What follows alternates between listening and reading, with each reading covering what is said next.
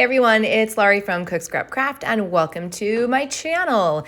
Today I've got a process video that incorporates one piece of pattern paper from my December haul and then a bunch of stuff from my scrap bag. If you don't know, I save all the scrap pieces of paper, big or small, in a plastic bag.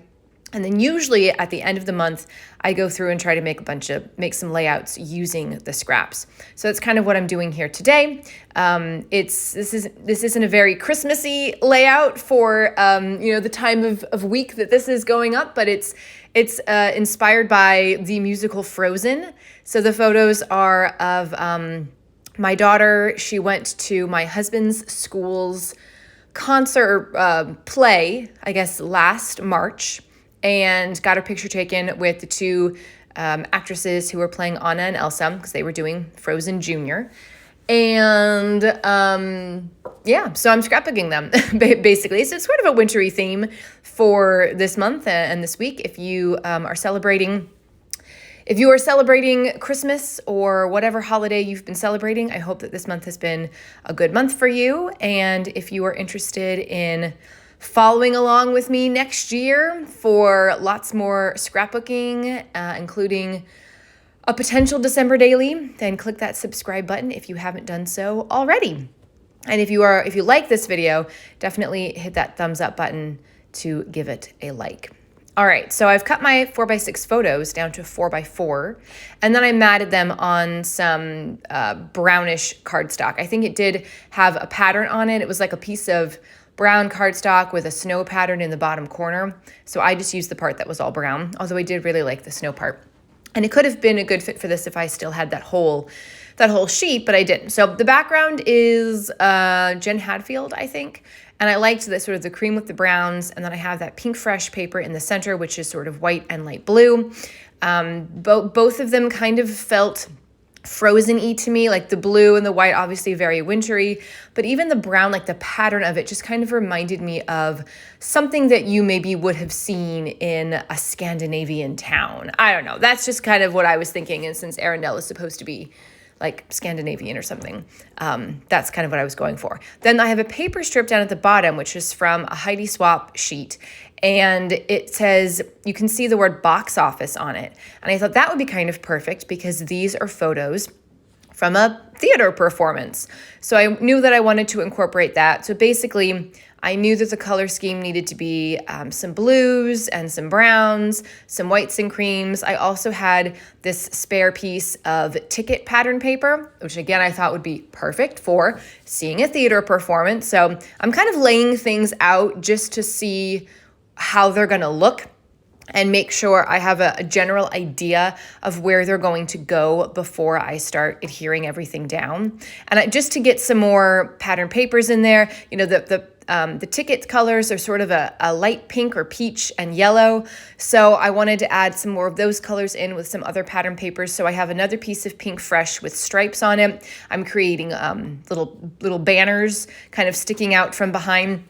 I'm just trying to do as much like tucking as I can and as much layering as I can because I also want to be using up as much of the scrap paper as I can.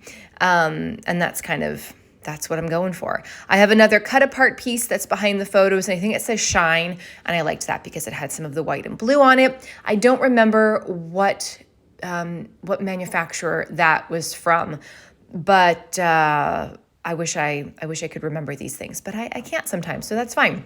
But I am going through and inking the edges of things with my black Hampton Art ink pad, just because it's going to make things stand out a little bit more, especially when you have some similar colors on top of that center pink fresh piece.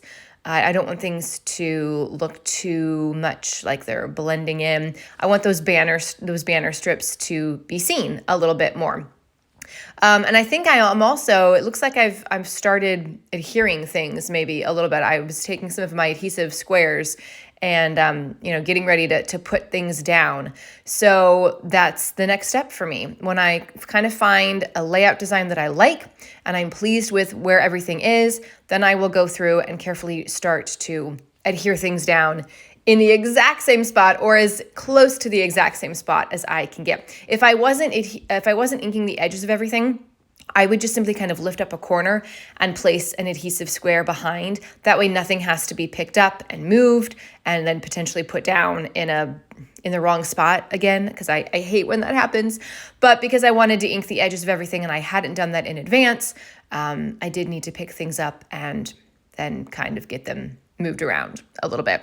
Now, I can't tell yet, do I have a journaling spot underneath those photos? I wish the voiceover recorder box wasn't covering up half of my screen. But I will, if I don't, I will add a journaling spot underneath those photos because I need some place to write down what these photos are about. And the journaling spot I pick ends up being kind of pinky to go with the colors from those tickets. And then once I get these basic elements down on the page, then I can kind of start adding in the embellishments. Oh, there we go. There's the piece that's going to be for the journaling. If you want to know like specific measurement, well, I don't really know if I can give you specific measurements because the pink fresh thing in the center was already cut that way. So I must have gutted that and used the outer edge as like a mat for another layout. So I'm going to say that the pink fresh thing in the center, if you cut an inch off of two sides, the top, cut an inch off a top and cut an inch off a side, that'll give you a nice interior square to use for something like this. And I could have gutted the background paper as well and then used a square of that on something else, but I did not. That paper wasn't very sturdy. So I knew that if I gutted that, the whole layout might be a little flimsy. The pink fresh paper is very sturdy, so it's very nice for gutting things out because you're still going to have a nice sturdy frame for the things that you're putting on top of it. And if you're like, what are you talking about? Gutting paper? What? So sometimes with a 12 by 12 piece of paper, if you're going to be putting stuff on top of it, as I'm doing here, but you feel bad using the whole, covering up most of that paper, you can cut a square out of the center of it and then save that square for something else. And then you're putting your other square, another piece of paper over it so that it's just, you're not seeing the center that's been cut out. It's getting covered up. But then you have a nice frame using another piece of pattern paper and you've still saved part of that pattern paper for something else, if that makes sense. If I do it in another video, I'll obviously call it out. I have done it in a couple of videos, so if you've a regular watcher of this channel, you might have seen me do it before. Yeah, that's just a little tidbit. Now I'm going through my embellishments. I do not know who made this collection, but it was part of my Paper Issues warehouse box. I kind of liked the tree. I thought the tree had a similar feel to the frozen thing. There were a couple little phrase die cut pieces that I'm sticking down as well. There's a little hot cocoa mug with a heart on it. It doesn't really have anything to do with this, but it's cute, and I thought that would work pretty well. So I just kind of went through that whole. I have everything from that collection in a name tag badge holder, and I just kind of went through and pulled out a bunch of pieces that I thought might work. I didn't use everything. I did use those rabbits. I mean, there are no rabbits in Frozen, but who cares, right?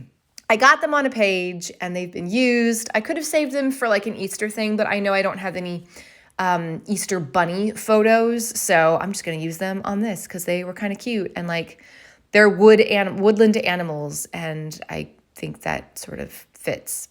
Anyway, I don't know. Let me know the craziest thing that you've ever used on a layout, like something that just had no connection whatsoever to the pictures that you were scrapbooking. Let me know if you've gone a little wild as well down in the comments below. So I'm adding in a title using some Chamel main character energy foam alphas, and I don't know why, but the backing for these does not want to come off. It's really hard. I think I titled this Good Times.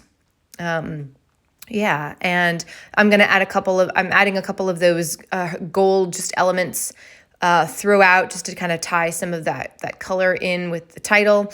And I've just got that down in the corner there. So that's kind of it. I did the journaling.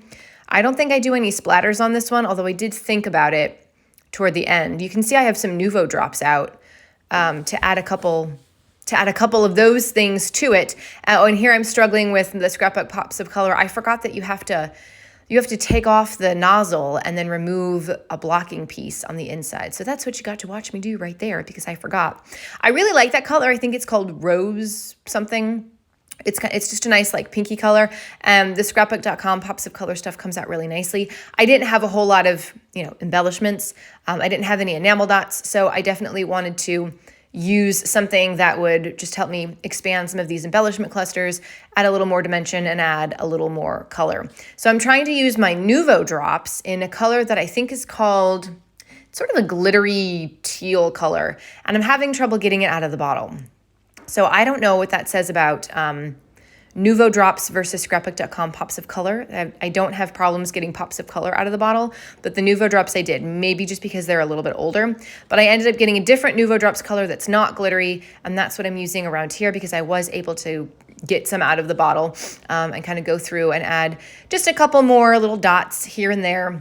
Like I said, building out the embellishment clusters and finding some white space, finding corners to pop them into. They will dry flatter. They look like they're sticking up a little bit, especially in the close-ups, but they do dry a little flat. So anyway, that's the layout. I hope that you liked this video and that you come back next week for more scrapbook process videos. Bye.